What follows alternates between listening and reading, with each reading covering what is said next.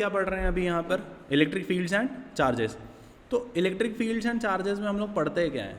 तो सबसे पहले देखा जाए तो सबसे पहली चीज़ जो हम लोग इलेक्ट्रिक फील्ड्स एंड चार्जेस में पढ़ रहे हैं वो क्या पढ़ रहे हैं कि चार्जेस की प्रॉपर्टी क्या है, मतलब एक बॉडी जो है उस बॉडी की प्रॉपर्टी क्या है, ये प्रॉपर्टी को समझना चाह रहे हैं। अब कैसी है ये जो है एक फिजिकल प्रॉपर्टी है। फिजिकल प्रॉपर्टी यानी फिजिक्स में पढ़ रहे हैं, ऑब्वियसली केमिकल रिएक्शंस के बारे में पढ़ेंगे नहीं। तो हम ये देखना चाहते हैं कि कोई भी एक बॉडी कैसे चार्ज होती है, कैसे डिस्चार्ज होती है, ये कौन सी प्रॉपर्टी है बॉडी की जिसके कारण वो क्या हो पा रही है, चार्ज हो पा रही है या डिस्चार्ज हो पा रही है। ठीक है, आया क्या समझ में जो मैं बोला कि नहीं आया? ठीक है, ठीक है। अब देखो, अगर हमको इलेक्ट्रिक चार्जेस और फील्ड्स पढ़ना है तो दो चीज़ें हमको बहुत अच्छे से आनी चाहिए। पहला तो एक क्या आना चाहिए, बेसिक मैथ्स। हाँ, बेसिक मैथ्स पढ़ना है। वेक्टर्स पढ़े थे 11th के स्टार्ट में, वेक्टर्स अच्छे से रिवाइज करना है। ठीक है, और क्या रिवाइज करना पड़ेगा हम लोगों को? एक चैप्टर है जिसको बोलते हैं ग्रेविटेशन। ठीक है, ग्रेविटेशन का फंडामेंटल कंसेप्ट आना चाहिए हम लोगों को। तो ग्रेविटेशन से क्या होता है, जब हमको ग्रेविटेशन आता है ना तो ग्रेविटेशन से बहुत ज़्यादा हेल्प हो जाती है इलेक्ट्रिक फील्ड्स एंड चार्जेस को समझने में। ठीक, अब ये जो इलेक्ट्रिक फील्ड्स एंड चार्जेस वाला चैप्टर है ये पार्ट किसका है? तो ये पार्ट है इलेक्ट्रोमैग्नेटिज्म का। बेसिकली हम इस चैप्टर से क्या पढ़ना चाह रहे हैं, हम इस चैप्टर से इलेक्ट्रोमैग्नेटिक प्रॉपर्टीज़ को समझना चाह रहे हैं। बहुत सारे जो दुनिया में अलग अलग टाइप के मटेरियल हैं, तो हम क्या सीख रहे हैं यहाँ से, इलेक्ट्रोमैग्नेटिज्म सीख रहे हैं।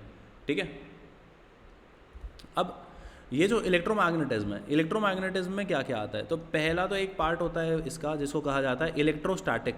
इलेक्ट्रोस्टैटिक मतलब इलेक्ट्रोमैग्नेटिज्म को समझने से पहले हमको चार्जेस को पढ़ना पड़ेगा। अब चार्जेस कैसे पढ़ेंगे अपन? तो सबसे पहले हम ऐसे चार्जेस की स्टडी करते हैं जो स्टैटिक हैं। स्टैटिक होने का मतलब ये होता है कि ये चार्जेस अपनी जगह से हिलते नहीं हैं, ये चार्जेस अपनी जगह से मूव नहीं करते हैं। अब इनमें हम क्या पढ़ेंगे? सबसे पहले पढ़ेंगे चार्ज एंड फील्ड, मतलब electrostatic charges and electrostatic field, मतलब फील्ड अपनी जगह पे, चार्ज भी जो है अपनी जगह पे, कोई नहीं हिल रहा अपनी जगह से। फिर इसके बाद इलेक्ट्रोस्टैटिक्स का ही जो दूसरा पार्ट होता है जिसमें हम क्या पढ़ेंगे, इलेक्ट्रिक पोटेंशियल। ये तो तेरा चैप्टर 2 हो जाएगा बोर्ड्स के लिए। ठीक है, इलेक्ट्रिक पोटेंशियल। और क्या पढ़ेंगे इसके साथ में? कैपेसिटेंस पढ़ेंगे। ठीक, तो ये चैप्टर नंबर 1 है, ये चैप्टर नंबर 2 है। किसका? यूनिट 1 का। आया क्या समझ में? अब इसके बाद हम लोग जो पढ़ते हैं that is your chapter number 3 जो इलेक्ट्रोमैग्नेटिज्म का ही पार्ट है जिसको क्या कहा जाता है, इलेक्ट्रिक करंट। ये एक तरीके से हम क्या बना रहे हैं, क्लास 12th का ओवरव्यू बना रहे हैं। इसके बाद अब जब हमने चार्जेस के बारे में पढ़ लिया, कैसे चार्जेस, चार्जेस एट रेस्ट, कैसा field, field at rest, field नहीं चल रहा है। दूसरा हम क्या पढ़ लिए, इलेक्ट्रोस्टैटिक पोटेंशियल पढ़ लिए। हम क्या पढ़ लिए, इलेक्ट्रोस्टैटिक या इलेक्ट्रिक कैपेसिटेंस पढ़ लिए। जब इन चीज़ों को हम समझ लें तो इसके बाद हम क्या पढ़ सकते हैं, इलेक्ट्रिक करंट को पढ़ सकते हैं। अब इलेक्ट्रिक करंट क्या है, यही इसी को बोला जाता है इलेक्ट्रोडायनामिक्स, क्योंकि अब यहाँ पर चार्ज मूव करने लग जाएगा तो मूविंग चार्जेस की स्टडी करने लग जाएंगे हम। अब जहाँ पर इलेक्ट्रिक फील्ड आएगा वहाँ पर इलेक्ट्रिक करंट आएगा। ठीक है, जहाँ पर इलेक्ट्रिक करंट आया वहाँ पर इस करंट के कारण एक हमारा चौथा चैप्टर बनेगा जिसको कहा जाएगा मैग्नेटिक इफेक्ट ऑफ करंट, जिसको बोलते हैं हम क्या, मूविंग चार्जेस एंड मैग्नेटिज्म। ठीक है, मूविंग चार्जेस एंड मैग्नेटिज्म। अब जैसे ही हम मूविंग चार्जेस एंड मैग्नेटिज्म पढ़ लेंगे इसके बाद पहुंचेंगे हम चैप्टर नंबर 5 पे। चैप्टर नंबर 5 में हम बहुत डिटेल में पढ़ेंगे किसके बारे में, मैग्नेटिज्म के बारे में, कि मैग्नेटिक फील्ड कैसी बनती है। तो जिसको इलेक्ट्रिक फील्ड, जिसको चैप्टर 1 और चैप्टर 2 बहुत अच्छे से समझ में आ गया है, जिसने चैप्टर 3 का फंडामेंटल अंडरस्टैंड कर लिया है, उसको 4 भी समझ में आएगा और उसको 5 भी समझ में आएगा, क्योंकि 5 तो पूरा 1 है। जो ये इलेक्ट्रोस्टैटिक है ना, अगर तो इलेक्ट्रोस्टैटिक अच्छे से रट्टे मार के कर लेगी, मतलब ये समझ कि तूने 60% तैयारी कर ली है मैग्नेटिज्म की, बस जो लिखने का तरीका, रिप्रेजेंटेशन है वो थोड़ा थोड़ा चेंज होता है। फिर इसी के बाद पहुँचेंगे हम एक chapter, that is chapter number 6 पे। और ये जो हमारा चैप्टर नंबर 6 होगा इसको बोला जाता है इलेक्ट्रोमैग्नेटिक इंडक्शन। मतलब जहाँ पर इलेक्ट्रिक फील्ड होती है वहाँ पर मैग्नेटिक फील्ड भी होती है, और इस इलेक्ट्रिक फील्ड मैग्नेटिक फील्ड के कारण जो होता है उसको एक तरीके से बोला जाए तो इलेक्ट्रोमैग्नेटिक इंडक्शन बोला जाता है। अब हम जो पढ़ेंगे दैट इज़ चैप्टर नंबर 7। तो जिसने इलेक्ट्रोमैग्नेटिक इंडक्शन पढ़ लिया, ये पढ़ लिया। अब जब सारी चीज़ें अभी तक जितना भी पढ़े 1 2 3 4 5 6, जब 1 2 3 4 5 6 पूरे को मर्ज कर देंगे तो एक नया चैप्टर बनकर आएगा जिसको कहा जाएगा अल्टरनेटिंग करंट AC। ठीक है, AC के बाद जो हमारा 8th चैप्टर आएगा दैट इज़ इलेक्ट्रोमैग्नेटिक वेव्स। फिर वेव्स की स्टडी करेंगे। अब जब हमने इलेक्ट्रोमैग्नेटिक वेव्स पढ़ लिया, इसके बाद हमारा मॉडर्न फिजिक्स का पार्ट चालू हो जाता है। ये जितना भी हम पढ़ते हैं ये इलेक्ट्रोमैग्नेटिज्म का पार्ट होता है, चैप्टर 1 से लेकर चैप्टर 8 तक जो भी होता है वो, ठीक है। और ये सारे के सारे चैप्टर आपस में इंटरलिंक्ड है। CBSE के बोर्ड एग्जाम में बहुत ज़्यादा वेटेज कैरी करते हैं और JEE मेंस के पेपर में बहुत ज़्यादा वेटेज कैरी करते हैं ये, ठीक है, क्लियर है। अब आते हैं इस चैप्टर के ऊपर। इस चैप्टर में हम पढ़ क्या रहे हैं, तो इस चैप्टर में हम पढ़ते हैं चार्ज। इस चैप्टर में हम क्या पढ़ते हैं, चार्ज, ठीक है। अब चार्ज क्या होता है, केमिस्ट्री की दुनिया में चार्ज को अपन इलेक्ट्रॉन बोलते हैं, है ना। केमिस्ट्री की दुनिया में अपन चार्ज को इलेक्ट्रॉन बोलते हैं। और कोई भी बॉडी यदि इलेक्ट्रॉन गेन करती है तो उसके ऊपर माइनस आता था, इलेक्ट्रॉन लूज करती थी उसके ऊपर कौन सा चार्ज आता था, पॉजिटिव चार्ज आता था, ठीक है। मतलब चार्ज जो है, ये जो प्लस चार्ज है और ये जो माइनस चार्ज है, ये किसके ऊपर आ रहा है, किसी भी एक एटम के ऊपर आ रहा है। अब यहाँ पर हम एटम्स की बात नहीं करते हैं, केमिस्ट्री की दुनिया बहुत छोटी छोटी चीज़ों पे काम करती है। फिजिक्स की दुनिया जो होती है वो बड़ी बड़ी चीज़ों पे काम करती है। बड़ी चीज़ें यानी फिजिकल बॉडी, ऑब्जेक्ट की बात करते हैं, तो ऑब्जेक्ट बॉडी किससे बनेगा, एटम से बनेगा।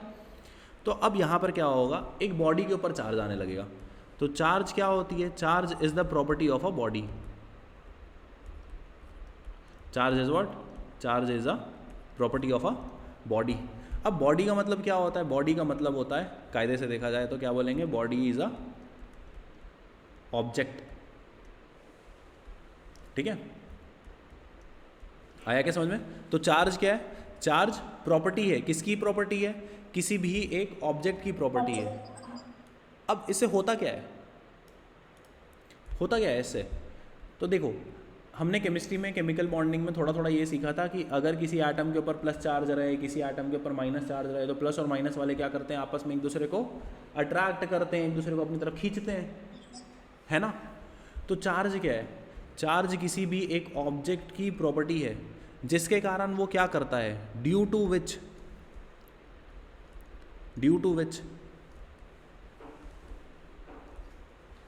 इट एक्सपीरियंसेस और प्रोड्यूसेस, या तो एक्सपीरियंस करता है या तो दूसरे को एक्सपीरियंस करवा देता है, ठीक है। मतलब due to which it experiences और प्रोड्यूसेस, क्या प्रोड्यूस कर रहा है, क्या एक्सपीरियंस कर रहा है, इलेक्ट्रोमैग्नेटिक फोर्स एक्सपीरियंस कर रहा है। क्लियर है क्या, क्लियर है क्या। इलेक्ट्रोमैग्नेटिक कहाँ से आया, चार्ज के कारण आया, इलेक्ट्रो से आया इलेक्ट्रिक फील्ड। जहाँ पर इलेक्ट्रिक फील्ड होती है वहाँ पर मैग्नेटिक फील्ड भी होती है, और इन दोनों के कारण जो भी ऑब्जेक्ट या जो भी पार्टिकल इसके अंदर आता है वो कुछ ना कुछ फोर्स एक्सपीरियंस करता है। क्लियर है क्या। ये वाला कलर दिख रहा है क्या। अब आ जाते हैं मास पे। तो मास क्या होता है, mass is quantity of matter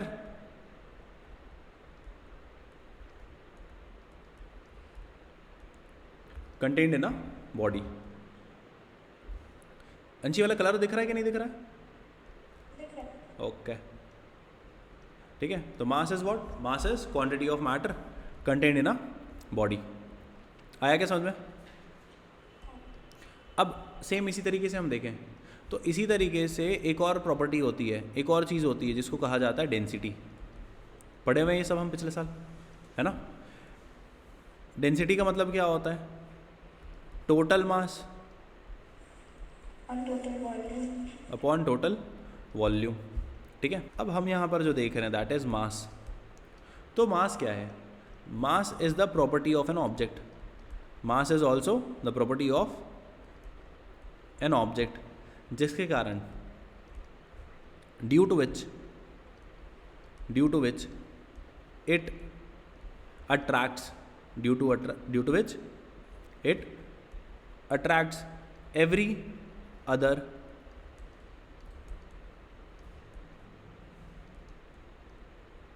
matter in the universe। और इसी को हम क्या बोलते हैं, इसी को हम बोलते हैं मास से अट्रैक्शन।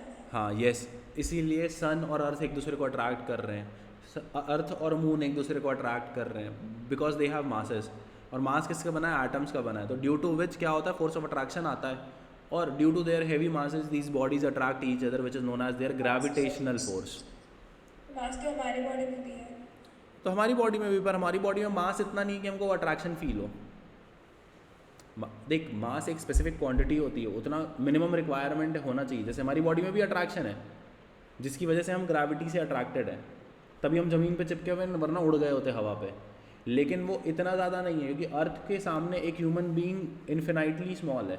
अगर तू ऑब्जर्व करे तो बता, तो अर्थ से कंपेयर कर सकती है ह्यूमन बीइंग का साइज़ को? नहीं कर सकती ना, इन्फिनाइटली स्मॉल है। तो बॉडी इतनी छोटी है कि उसका मास नेग्लिजिबल है ऑलमोस्ट अर्थ के सामने, इसलिए हम वो चीज़ बहुत ज़्यादा एक्सपीरियंस नहीं करते ह्यूमन बॉडी में। इसीलिए आइंस्टाइन भैया जो थे हमारे, आइंस्टाइन भैया एक चीज़ बोल कर गए। आइंस्टाइन भैया बोले mass is nothing but a form of energy, जिसको पूरी दुनिया बहुत प्यार से बोलती है E = mc²। ठीक है। अब जैसे हम बात करते हैं किसकी, चार्ज की, ठीक है। तो पूछा जाएगा कि अच्छा चार्ज की बात कर रहे हो, ठीक है भाई बहुत बढ़िया बात है, चार्ज की बात कर रहे हो। अब चार्ज की जब बात कर रहे हो तो क्या चार्ज रेस्ट पे है, या चार्ज की कांस्टेंट वेलोसिटी है, या चार्ज एक्सेलरेटेड है? ठीक है। इसके हिसाब से उसकी बहुत सारी अलग अलग चीज़ें पता चलती हैं। जैसे कि क्या पता चलता है उसके बारे में कि क्या उसके पास इलेक्ट्रिक फील्ड है कि नहीं, क्या उसके पास मैग्नेटिक फील्ड है कि नहीं, क्या उसके पास इलेक्ट्रोमैग्नेटिक वेव है कि नहीं। ठीक है। तो अगर चार्ज रेस्ट पे है तो हाँ उसके पास इलेक्ट्रिक फील्ड होगी, ये याद रखना। A charge at rest has its own electric field. पर क्या उसकी मैग्नेटिक फील्ड होगी? तो नो, आंसर इज नो। ठीक है। मतलब क्या समझ में आया कि जहाँ पर इलेक्ट्रिक फील्ड ज़रूरी है क्या वहाँ पर मैग्नेटिक फील्ड भी होगी? नहीं, ये ज़रूरी नहीं है। अगर चार्ज रेस्ट पे है तो सिर्फ इलेक्ट्रिक फील्ड होती है, मैग्नेटिक फील्ड एग्जिस्ट नहीं करती है। तभी मैं तेरे को बोला कि मैग्नेटिक फील्ड इलेक्ट्रोडायनेमिक्स का पार्ट है। जब करंट आ जाता है, जब चार्ज मूव करना चालू कर देता है, उसके बाद आती है magnetic field. Sir electromagnetic wave होना तो पॉसिबल ही नहीं है फिर, बिकॉज जहाँ पर इलेक्ट्रिक फील्ड और मैग्नेटिक फील्ड साथ में होती है वहाँ पर इलेक्ट्रोमैग्नेटिक वेव होती है। अब अगर कांस्टेंट वेलोसिटी है तो फिर मैं बोलूँगा हाँ जी बिल्कुल, अगर रेस्ट पे इलेक्ट्रिक फील्ड थी तो एक चार्ज अगर कांस्टेंट वेलोसिटी से यूनिफॉर्म मोशन कर रहा है तो उसके पास भी इलेक्ट्रिक फील्ड होगी। ठीक है। अब मोशन कर रहा है मतलब हो गया इलेक्ट्रोडायनामिक्स, मैग्नेटिक फील्ड आ जाएगी। और सर जहाँ पर इलेक्ट्रिक फील्ड मैग्नेटिक फील्ड एक साथ होती है वहाँ पर इलेक्ट्रोमैग्नेटिक वेव भी एग्जिस्ट करती है। एक्सेलरेटेड है, हाँ सर नॉन यूनिफॉर्म मोशन है पर मूव किया ना, क्या फ़र्क पड़ता है हमको? रेस्ट वाले के पास था, मूव करने वाले के पास भी होगा। मूव कर रहा है मतलब इलेक्ट्रिक फील्ड है तो मैग्नेटिक फील्ड भी होगा, और यदि इलेक्ट्रिक फील्ड और मैग्नेटिक फील्ड है तो इलेक्ट्रोमैग्नेटिक वेव्स भी होंगी। ठीक है। तो ये होती हैं चार्ज की कुछ प्रॉपर्टीज़, और इन्हीं को नीट 2015 में पूछा था कि ये पॉसिबल है कि नहीं है। ठीक है, क्लियर है क्या? अब क्वेश्चन ये आता है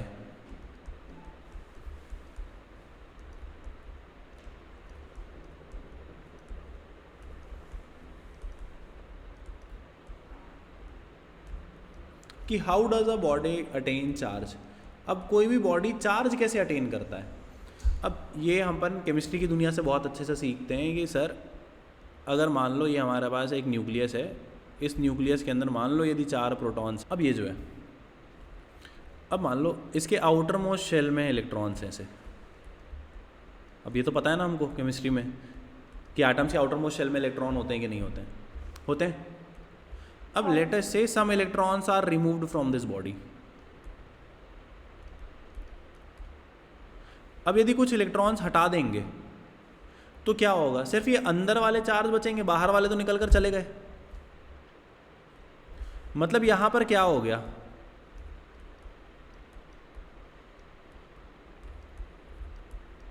डेफिशिएंसी ऑफ इलेक्ट्रॉन। मतलब सर यहां पर केमिस्ट्री से तो अपन सीख के आए हुए, number of protons will be greater than number of electron. ठीक है। अब ये जो बीच वाला मॉलिक्यूल था, बीच वाला तो सर न्यूट्रल था। न्यूट्रल था मतलब यहाँ पर जितने प्रोटॉन थे उतने ही इलेक्ट्रॉन भी थे। यहाँ पर नेट चार्ज क्या था इसके ऊपर? तो सर कोई नेट चार्ज नहीं था, 0 था। ठीक बात? ठीक है। और ये जो एटम है, इस एटम का मास कितना रहा होगा? तो लेट अस से m0 रहा होगा। क्लियर है क्या इतना?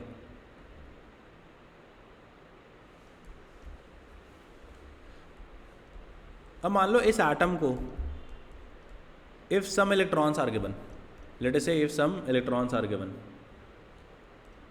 मतलब यहाँ पर 2 थे, यहाँ पर 2 थे, यहाँ पर 2 थे, लेट अस से, अब पूरा केमिस्ट्री मत लगाने लग जाना ना, फिजिक्स समझाना चाह रहा हूँ बस। किसी को कुछ इलेक्ट्रॉन्स मिल गए हैं, यहाँ पर इलेक्ट्रॉन आ गए, इलेक्ट्रॉन आ गए हैं, मतलब ये क्या बना होगा, माइनस वाली स्पीशी बना होगा ना कि नहीं बना होगा?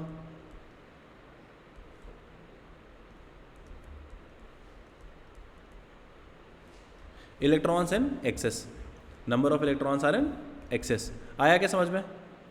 हाँ। अब यदि डेफिशिएंसी ऑफ इलेक्ट्रॉन होता है तो कौन सा चार्ज बनता है? पॉजिटिव। इलेक्ट्रॉन्स एक्सेस में आ जाए तो कौन सा चार्ज बनता है? नेगेटिव। ठीक, यहाँ तक आया समझ में? तो इलेक्ट्रॉन्स आर इन एक्सेस, ठीक है sir, electrons are in excess, तो क्या हुआ इससे? इससे हुआ ये कि जो नंबर ऑफ प्रोटॉन है वो क्या हो गए भाई, नंबर ऑफ इलेक्ट्रॉन से कम हो गए। ठीक है, अब ठीक है सर, ये तो बहुत ही बढ़िया बात हो गई। अब नेट चार्ज कितना होगा अगर डेफिशिएंसी ऑफ इलेक्ट्रॉन्स है तो? पॉजिटिव चार्ज आएगा नेट। ठीक है, अगर डेफिशिएंसी ऑफ इलेक्ट्रॉन्स के बाद एक्सेस ऑफ इलेक्ट्रॉन्स हो जाए तो नेट चार्ज क्या आएगा? तो सर नेगेटिव चार्ज आएगा, नेट चार्ज जो होगा वो।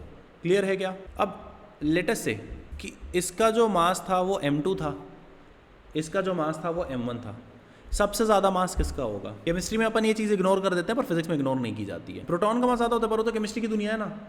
क्या इलेक्ट्रॉन का मास होता है कि नहीं होता है? होता है। फिजिक्स बोलती है होता है ना, तो तुम मानोगे। केमिस्ट्री कहती है नहीं मानना, बहुत हल्का है। केमिस्ट्री भाड़ में जाए, अपन तो पढ़ नहीं रहे अभी केमिस्ट्री, हम क्या पढ़ रहे हैं?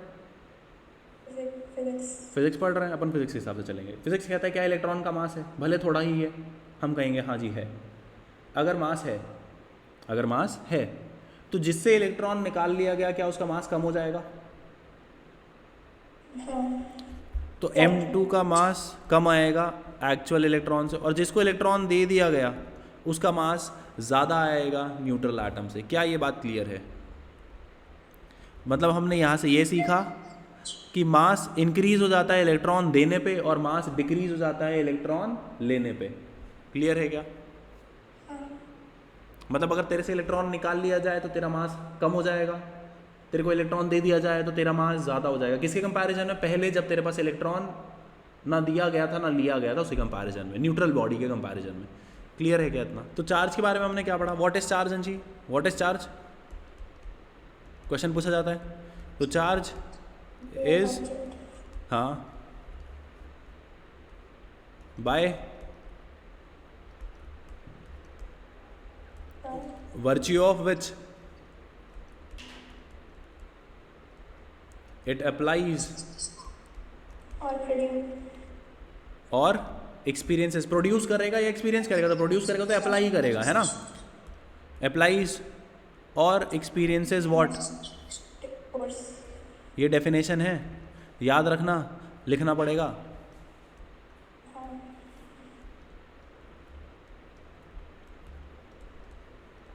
क्लियर है कितना? अब चार्ज कैसी क्वांटिटी है? स्केलर क्वांटिटी, क्योंकि चार्ज का खुद का कोई डायरेक्शन नहीं होता है। ठीक है, चार्ज प्लस माइनस का डायरेक्शन है क्या? नहीं। तो फिर ठीक है। What is SI unit of charge? SI unit is coulomb. क्या? COULOMB, coulomb. Symbol capital C। हाँ, एम्पियर क्या होता था? एम्पियर अभी नहीं, बाद में जब आएगा तब बात करेंगे एम्पियर की। ठीक है, CGS यूनिट क्या होता है? तो CGS यूनिट जो होता है, CGS यूनिट होता है ESU। ESU को क्या कहा जाता है? ठीक है, CGS यूनिट क्या होता है? ESU। ESU का मतलब क्या होता है? Electrostatic unit. ESU का मतलब क्या होता है? Electrostatic unit. इलेक्ट्रोस्टैटिक यूनिट को ऑल्सो नोन एज 1 फ्रैंकलाइन। क्या बोला जाता है? 1 फ्रैंकलाइन। ये जो हमने पढ़ा ना अभी, ESU और फ्रैंकलाइन, तो ये चार्ज का सबसे छोटा यूनिट होता है दुनिया में। कभी भी तुमसे पूछा जाए कि भैया अंशी ये बताओ चार्ज का दुनिया में सबसे छोटा यूनिट कौन सा है, तो तुम क्या कहो? ESU और फ्रैंकलाइन बोथ।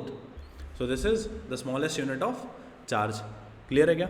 अब यहाँ से हमको क्या रट्टा मारना है? हमको यहाँ से ये चीज़ रट्टा मारनी है कि अब ESU यदि स्मॉलेस्ट यूनिट है तो एक कूलम कितना ESU होता है? तो 1 coulomb is 3 into 10 to the power 9 electrostatic units, और it is 3 into 10 to the power 9 franklin. Clear है क्या? हाँ। अब ये तो हो गई दुनिया की सबसे छोटी यूनिट, सबसे बड़ी यूनिट। इसकी प्रैक्टिकल यूनिट क्या है जो प्रैक्टिकली यूज़ की जा सकती है?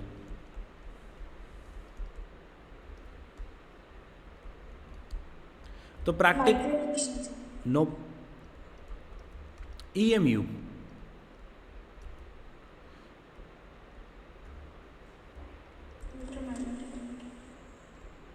Electromagnetic unit. ठीक है, स्मॉलेस्ट यूनिट इज ESU और franklin, practical unit is EMU, practical unit is EMU। ठीक है, छोटा यूनिट हो गया। अब सबसे बड़ा यूनिट क्या है? What is the largest unit? Largest unit is Faraday. Largest unit of charge is Faraday. कितना होता है तो फिर? एक फैराडे कितना होता है? तो एक फैराडे 96500 कूलम्स के बराबर होता है। 1 Faraday is 96500 coulomb. 1 Faraday is 96500 coulomb. याद रखना, केमिस्ट्री में वो काम आएगा, पूरा 3 चैप्टर में काम आएगा केमिस्ट्री में। अब आ जाते हैं टाइप्स ऑफ चार्ज पे। दुनिया में कितने टाइप के चार्ज हैं? तो दुनिया में भाई 2 टाइप के चार्ज हैं। पहला होता है जिसको कहा जाता है पॉजिटिव चार्ज, दूसरा होता है उसको कहा जाता है negative charge. There are 2 type of charges, positive and negative. Positive charge क्यों बनता है? Deficiency of electrons. Due to deficiency of electrons. Negative charge क्यों बनता है? Excess electrons.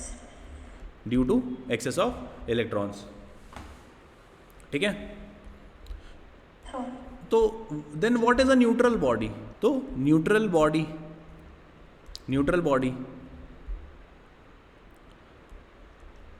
Is just N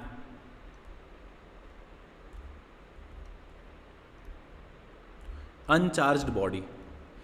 That means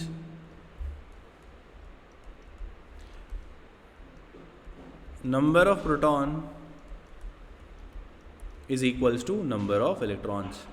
Clear है क्या?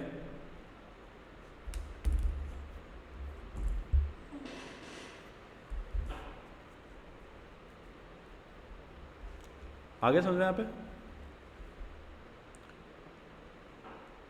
अब ये जो चार्ज है, इस चार्ज की प्रॉपर्टी क्या होती है?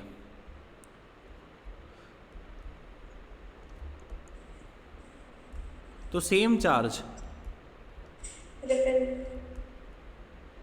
Repel each other. पॉजिटिव और पॉजिटिव हैं तो दे विल रिपेल। नेगेटिव और नेगेटिव हैं तो they will repel each other.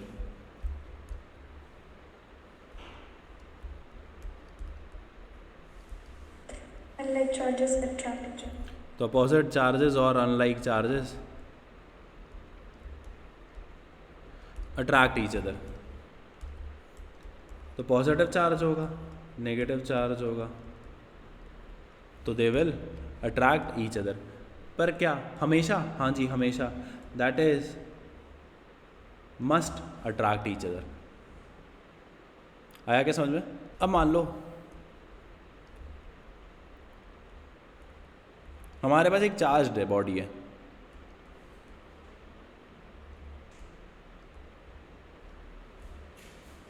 और एक दूसरी अनचार्ज्ड बॉडी है, तो ये दोनों एक दूसरे को अट्रैक्ट करते हैं कि रिपेल करते हैं? तो तुम बोलोगे नहीं पता सर, बॉडी के ऊपर डिपेंड करता है। दे में अट्रैक्ट मतलब दे में रिपेल, दे में अट्रैक्ट और दे में रिपेल। ठीक है, अब अट्रैक्ट कैसे कर सकते हैं? तो देखो, दे कैन अट्रैक्ट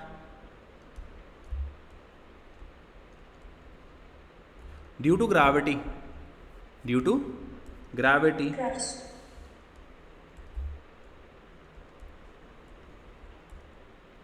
और ड्यू टू इंडक्शन। इंडक्शन में सिखाऊंगा क्या होता है, बट अभी ये याद रखना, ड्यू टू ग्रेविटी और ड्यू टू इंडक्शन देके दे में अट्रैक्ट। ठीक है, तो क्या ध्यान रखेंगे, दैट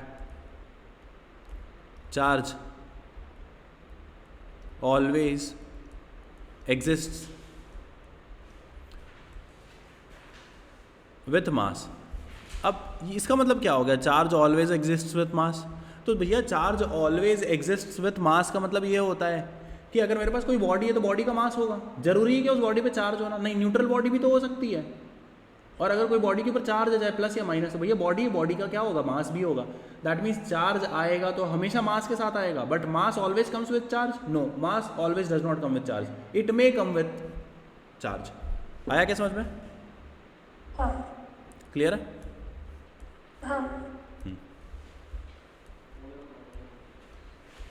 हाँ, मतलब charge can not exist without mass. Without mass. अब ये जो चार्ज होता है, this charge follows simple scalar addition, क्योंकि स्केलर क्वांटिटी है तो नॉर्मल स्केलर एडिशन को फॉलो करेगा। ठीक है, क्या चार्ज ट्रांसफर किया जा सकता है, तो यस चार्ज ट्रांसफर किया जा सकता है। So charge is transferable, so charge is transferable. आया क्या समझ में कि नहीं आया? मतलब अगर मेरे पास ऐसी कोई बॉडी है जिसके ऊपर 5 कूलम्ब का चार्ज है, मैंने इसमें -3 कूलम्ब का चार्ज और डाल दिया, 2 coulomb. तो इसमें जो टोटल चार्ज आएगा वो कितना आएगा? तो स्केलर एडिशन को पहले करेगा, पहले +5 था, बाद में -3 हो गया, +2 कूलम्ब का चार्ज रह जाएगा। मतलब एक चीज़ हम यहाँ पे एक और सीखते हैं, ये भी लिख लेते हैं, लिख लिए थे क्या, मास can exist without charge. Clear है क्या? एक बहुत ही इंपॉर्टेंट प्रॉपर्टी है, that is charge is invariant. Charge is invariant. Invariant का मतलब क्या होता है, जैसे अगर कोई भी बॉडी है, उस बॉडी का अगर मास m है और अगर तुम उसको बहुत स्पीड से चलाने लग जाओ तो क्या होता है, याद है मोमेंटम वाला कंसेप्ट सिखाया था, मैं बताया था कि यदि चार्ज कोई भी एक बॉडी का मास m है और वो स्पीड से चलने लगे तो हमको उसका मास क्या फील होता है, ज़्यादा हैवी फील होता है upon impact, right?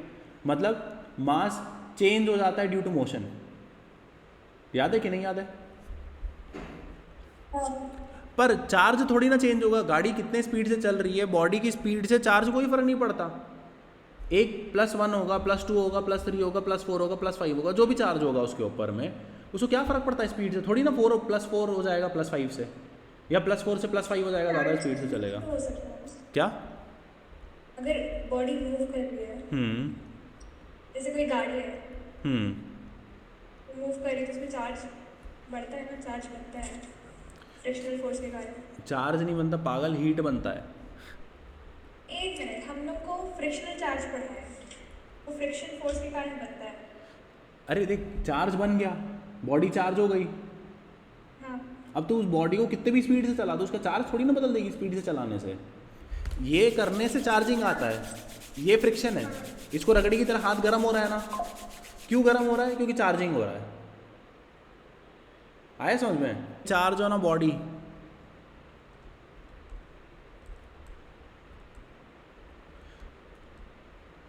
Does not depend, किसके ऊपर डिपेंड नहीं करता? Does not depend upon mass. Speed of the body. Charge तो मास के ऊपर डिपेंड करता है, speed of the body, body की स्पीड से फर्क नहीं पड़ता। देख तू जो बोल रही है वो फ्रिक्शन है, रबिंग से फर्क पड़ रहा है, फ्रिक्शन के होने से फर्क पड़ रहा है, कितने स्पीड से कर रहे हो उससे फर्क नहीं पड़ रहा है। फ्रिक्शन जितना ज़्यादा होगा उतना ज़्यादा चार्ज होगा। समझ में आया कि नहीं आया? Does not depend upon the speed of the body and it is also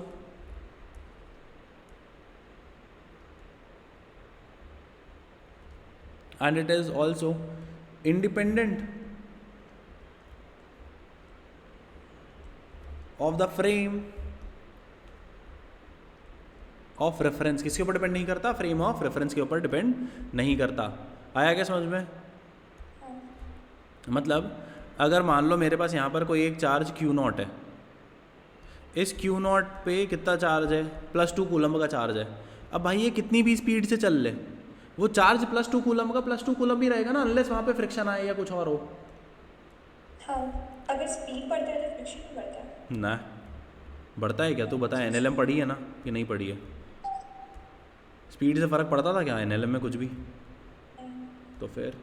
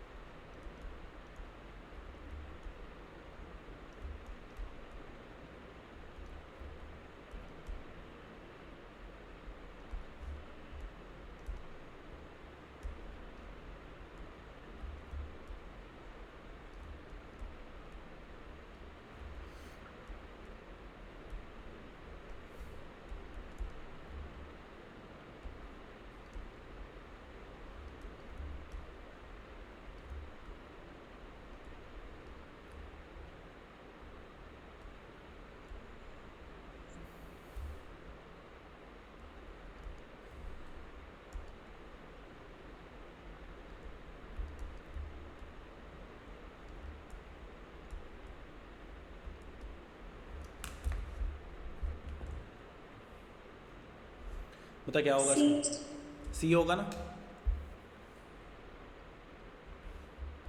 हाँ। ठीक है।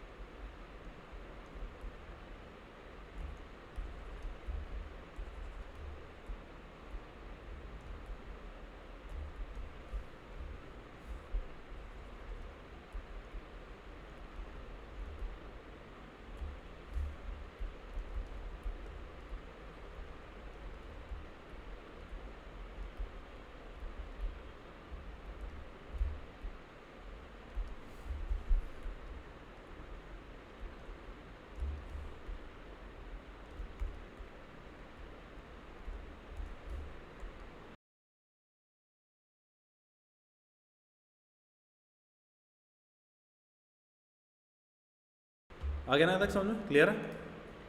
हाँ।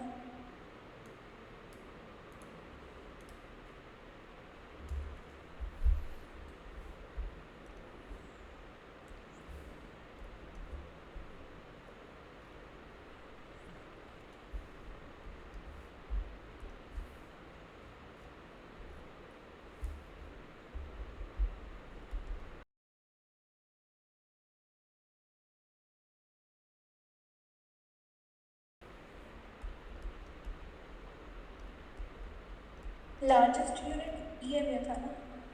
Faraday EMU. प्रैक्टिकल यूनिट है ईएमयू। ओके।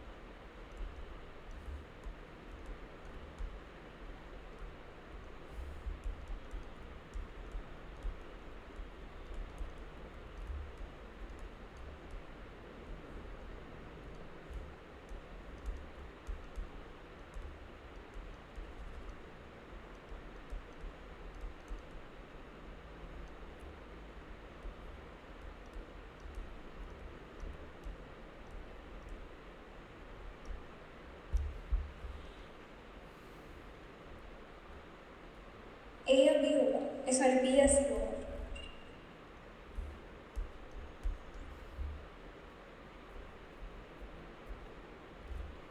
बी या सी होगा।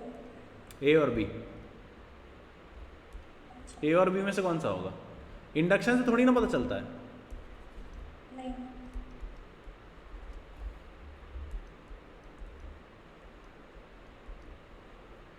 आया समझ में?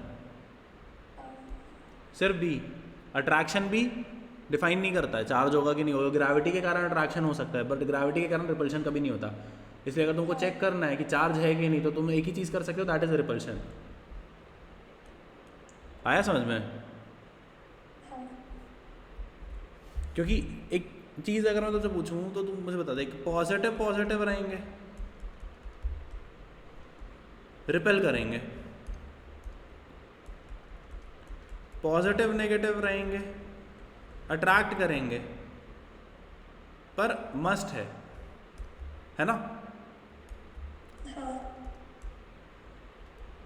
पॉजिटिव और न्यूट्रल है, क्या बताया था? दे में attract due to gravity. Clear है? अब आते हैं इस चैप्टर के एक बहुत इंपॉर्टेंट टॉपिक पे which is known as quantization of charge. बहुत ज़्यादा पूछा जाता है ये बोर्ड्स में और एमसीक्यूज़ के फॉर्म में स्कूल्स में।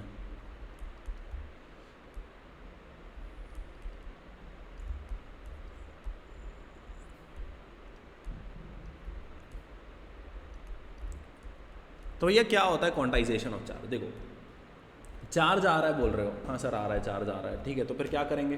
तो देखो अगर चार्ज आ रहा है भाई, तो चार्ज आ रहा है तो चार्ज की क्वांटिटी भी होगी। यदि चार्ज आ रहा है तो क्या होगा? चार्ज की क्वांटिटी भी होगी, है ना? चार्ज की कितनी क्वांटिटी होगी? चार्ज की कितनी क्वांटिटी होगी मतलब what is the value of charge plus minus n on the body? हाँ, ऑन द बॉडी। तो क्या बोले अपन? The value of charge on the body must be an integral multiple. ये देखो एटॉमिक स्ट्रक्चर में सिखाया था मैं, इंटीग्रल मल्टीपल का क्या होता है, मतलब integral multiple of the fundamental charge. मतलब charge Q is plus minus n, n is an integer, n is an integer, जिसमें भी इंटीजर मल्टीप्लाई होता है उसको कहते हैं इंटीग्रल मल्टीपल, ठीक है। और फंडामेंटल चार्ज, फंडामेंटल चार्ज मतलब इलेक्ट्रॉन है यहाँ पर। क्यों? क्योंकि इलेक्ट्रॉन मूव कर सकता है, इलेक्ट्रॉन आ सकता है जा सकता है, प्रोटॉन आ और जा नहीं सकता, ठीक है। n is an integer value, n is an integer value. हाँ नंबर ऑफ इलेक्ट्रॉन, हाँ एक्सेस बताएगा, या तो एक्सेस ऑफ इलेक्ट्रॉन बताएगा n, या तो हाँ तो वही नंबर ऑफ इलेक्ट्रॉन बताया ना। हाँ पर क्या है, इंटीजर होगा ना, इलेक्ट्रॉन आधा थोड़ी ना हो सकता है। तो एक्सेस है तो चार्ज क्या आएगा? नेगेटिव। डेफिशिएंसी है तो चार्ज क्या आएगा? Positive. Where n is an integer that is 0 1 2 3 4 5 so on so forth. पर कैसी वैल्यू होगी? इंटीजर वैल्यू होगी। अब किसी भी बॉडी पे मिनिमम पॉसिबल चार्ज कितना हो सकता है? तो जितना एक इलेक्ट्रॉन पे होता है उतना कम से कम तो होगा ही होगा, क्योंकि एक ही इलेक्ट्रॉन आ सकता है कम से कम। आया समझ में? उससे कम नहीं हो सकता। That is 1.6 into 10 to the power minus 19 coulomb is the minimum possible charge. इसके बाद next minimum possible charge 2 electron, उसके बाद मिनिमम 3 इलेक्ट्रॉन, उसके बाद मिनिमम 4 इलेक्ट्रॉन। आया समझ में? अब मान ले मैंने तुझे ये लेकर दे दिया,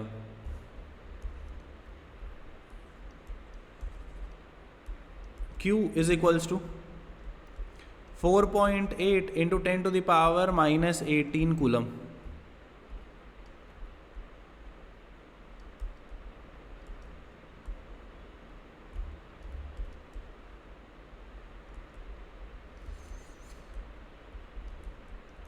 और मैंने यहाँ पर ये कहा इज दिस चार्ज पॉसिबल और नॉट, मतलब मेरा क्वेश्चन ये है can this charge be given to a body और नॉट। क्या किसी बॉडी पे ये चार्ज पॉसिबल है, हो सकता है कि नहीं हो सकता है? तो बोलेगी सर मेरे को देखना पड़ेगा। तो मैं पूछूंगा कैसे देखेगी अंशी, तो क्या बोलेगी, देखो सर मैं क्वांटिटी देख लेती हूँ, अगर मेरे को n की वैल्यू इंटीजर मिलेगी तो ये चार्ज पॉसिबल है, वरना नहीं पॉसिबल है। तो अंशी बोलेगी sir q equal to n ही कर लेते हैं। q आप मुझे बता रहे हो 4.8 इंटू 10⁻−18 है, n को एज इट इज़ रहने देती हूँ, मुझे पता है कि इलेक्ट्रॉन पे चार्ज 1.6 इंटू 10⁻−19 होता है ना। 1.6 3 ज़ा 4.8 हो जाएगा, ये इधर पहुँचेगा, ये दोनों कटेंगे, यहाँ पर बचा 10⁻−1, नीचे जाएगा ऊपर जाएगा होगा 30। इस 30 एन इंटीजर, हाँ जी सर बिल्कुल 30 इंटीजर है। तो क्या बोलेगी, yes sir this charge is possible, this charge can be given to a body. आया क्या समझ में?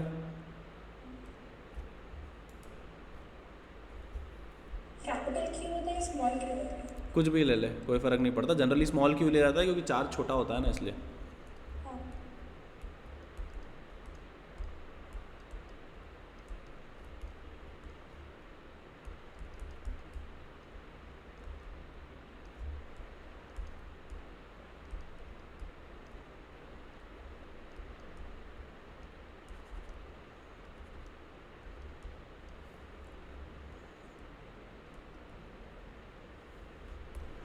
इज दिस चार्ज पॉसिबल और नॉट?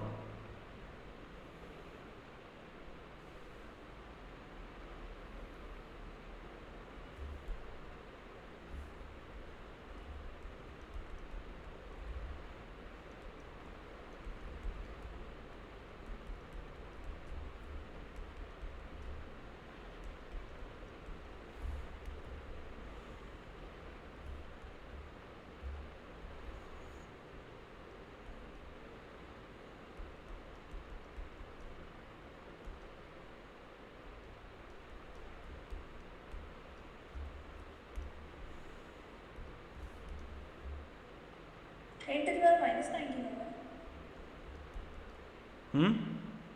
10 टू द पावर -19 है। ठीक है, अब यहाँ पर क्या आया 3/16, तो 3/16 यानी 1/16, 1/4 का स्क्वायर, 1/4 यानी 1/4, 0.25, 0.25, 0.25 0.25 यानी 6.25, 6.25 इंटू 3,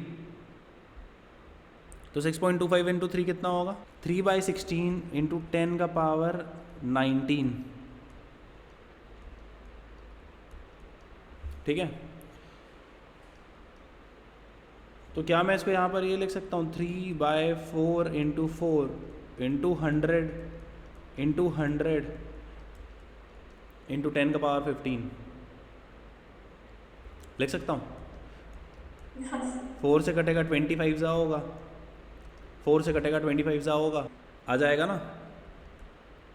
तो लगभग 18 इंटू, हाँ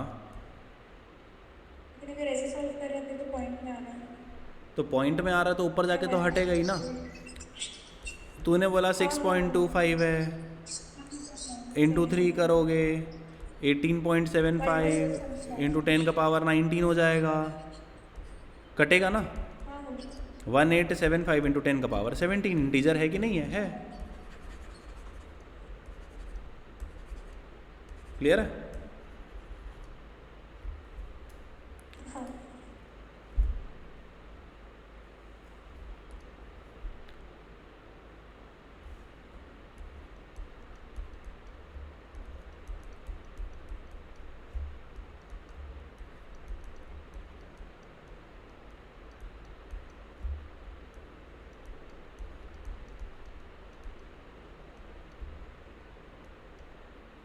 कौन सा पॉसिबल है, कौन सा पॉसिबल नहीं होगा?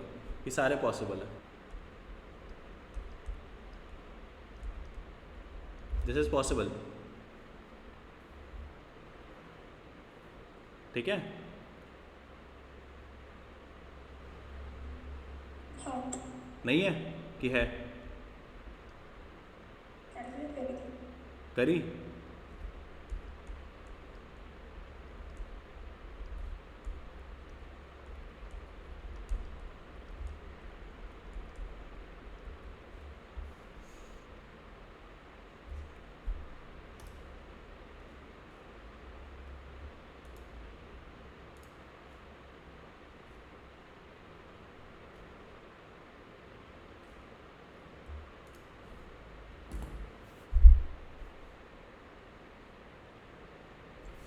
आ गया यहाँ तक समझ में? पहले वाले का आंसर 625 into 10⁻15। हाँ, तो इंटीजर वैल्यू आ रही ना सारी, हाँ तो इट इज़ पॉसिबल।